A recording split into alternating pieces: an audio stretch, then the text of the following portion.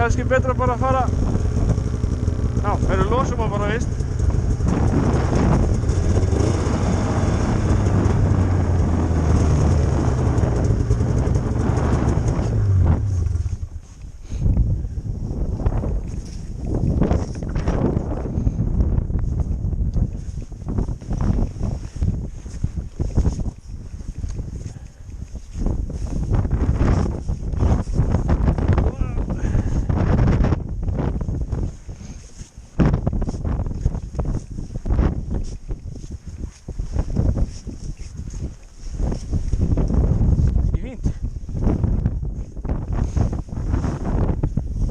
Þá fer ég bara niður og aftur upp og svo, já, veltur ekki bara í einu sinni.